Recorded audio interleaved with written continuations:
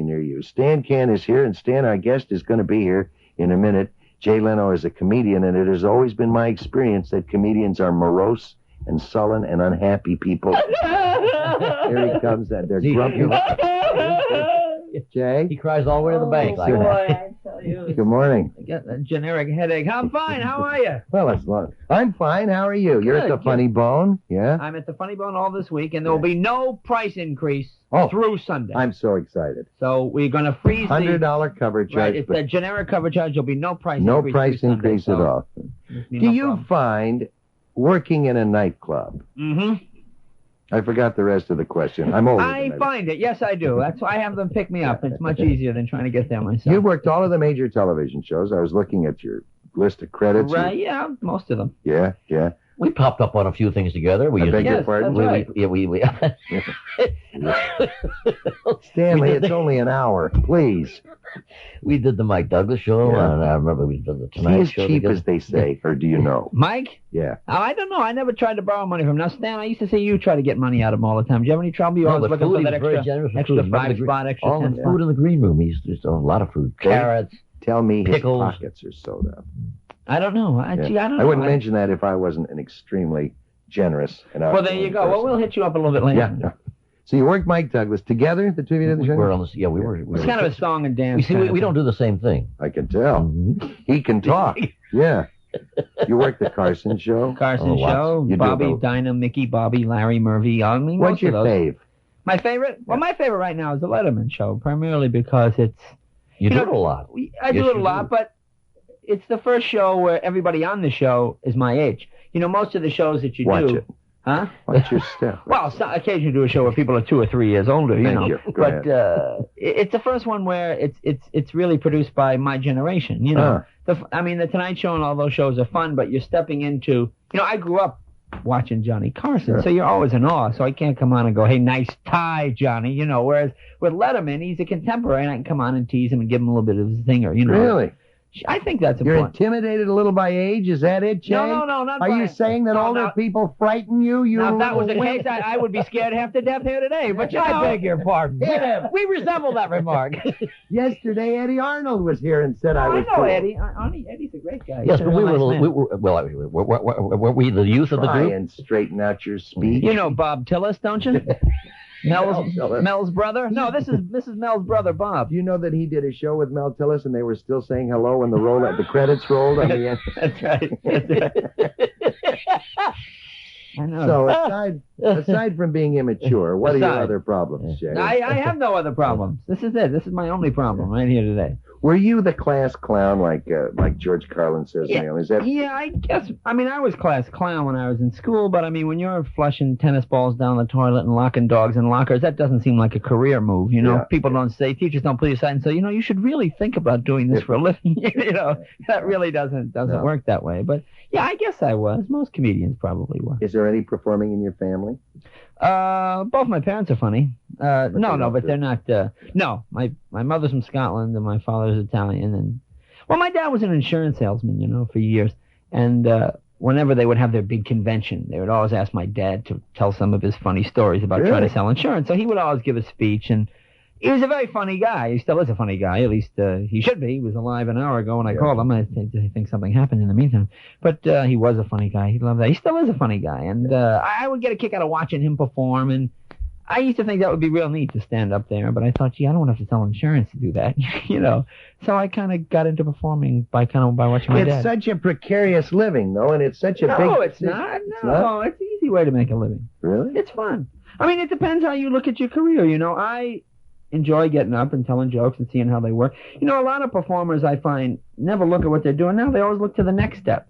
You know, people always say that to me. Like here we're at the Funny Bone and the shows are all sold out this week and it's a real good crowd. And people say, yeah, but what are you going to do when this is over? I said, well, I'm doing this now. I'm having a good time. You know, they always say, well, what's next? I say, well, I'm not nearly as famous as I could be or as good as I could be yet in this. I mean, let me finish doing this. And I think if you just take it a step at a time and enjoy what you do instead of looking at, oh boy, he's got a show and gee, this guy's got a movie deal and I'm just working in Las Vegas. I mean, that's really what kills you. If you stop and you look at what you don't have instead of what you do have. I think that's really that's why it's good to get out of Los Angeles.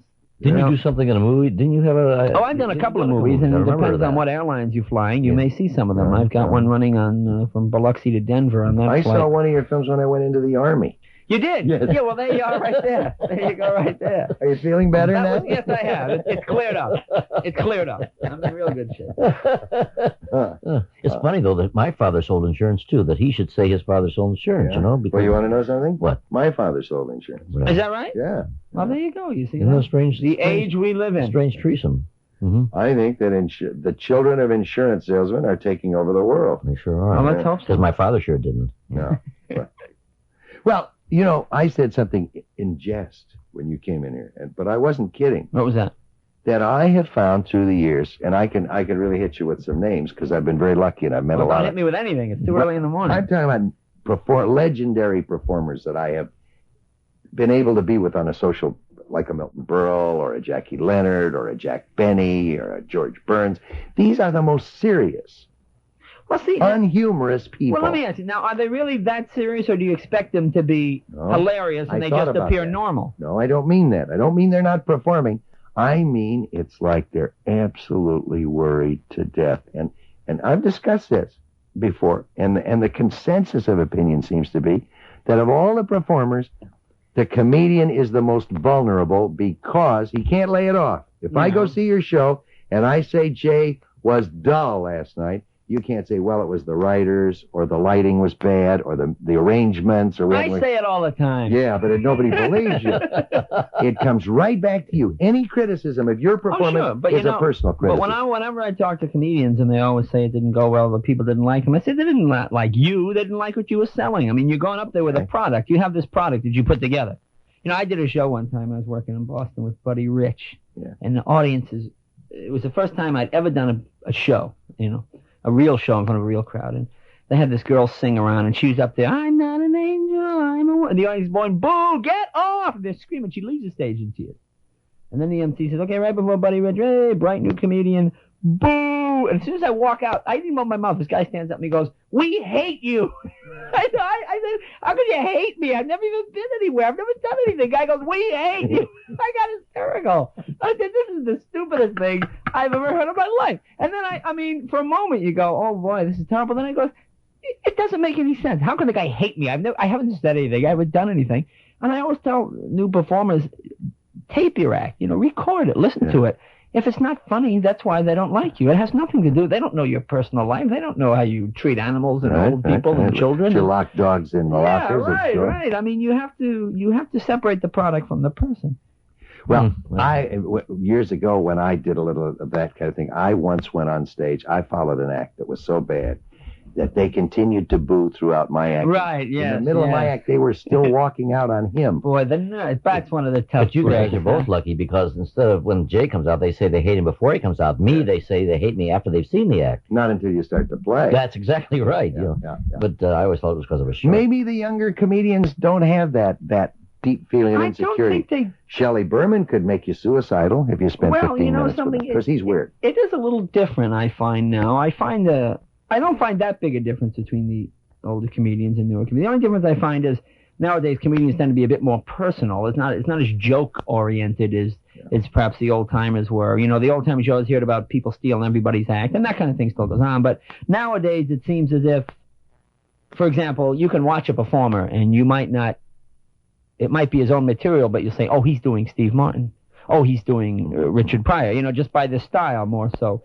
By the joke. You know, years ago also, you didn't have television and radio as a great communicator, so you did, you know, the drunk at the ballpark. You did the routines, which are easily taken by other comedians. You know, nowadays, there are no hicks anymore. Everybody's got, you know, you go to the middle of some little town, everybody's got cable, and they all want to know who's doing a pilot and, you know, percentages. And so nowadays, you've got to be a little bit more introspective, I guess, a little bit more personal, a little bit more normal. Really, most of the new guys I find, I mean, I know people like you say, Nervous Wreck, and they drive you crazy, and then most of them seem to be pretty level. You know, I used to be a mechanic, and I still enjoy working with my hands and work with motors, because when you work with your hands all day... Still got the outfit. Yeah, that's right. You can appreciate getting up and getting paid for telling jokes. Like I say, living in Hollywood can drive you bananas, because you see all this wealth around you. Oh, gee, how come... he's getting 100 grand and I'm only getting 80. And then you Yeah. realize it's a lot of money no matter which one you're getting. You know? Then you go down Rodeo Drive and you see $600 sports shirts on sale That's for right. $300. That's right. Comedian Jay Leno is our guest. Who's the star? Who are the stars of tomorrow in comedy? Obviously, Richard Pryor's already reached that. I have a feeling you mentioned Steve Martin. Right. He's fallen on hard times in terms Well, of... his movie's a hit now. He's got this new movie. He quit doing stand-up, so... Is this movie big? Because none of the other very movies... well. Good picture. I Which saw one it is last it? week. All of Good me. picture. Yeah. Oh, is it doing In fact, it well? was the top movie for the month, I think. Good picture. No kidding, Yeah, because with he's had Lily some real Tomlin. stinkers. Yeah, some The of them Jerk weren't too was good. the worst movie I ever saw. I did not care for The Jerk, but that made $74 million.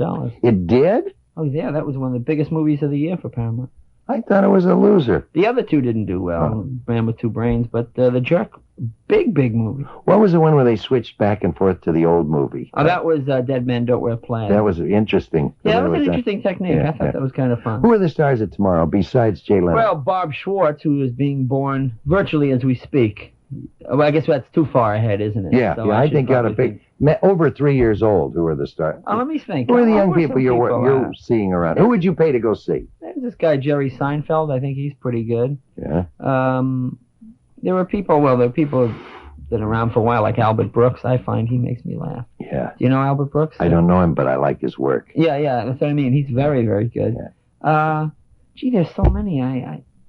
The Letterman show has been featuring a lot of newcomers. I'm glad to see cable working with young comics and doing their... Well, see, cable is good and bad. Cable is good because it gives people a chance to work, but it's bad because I think sometimes it puts people on TV a little too soon and a little too...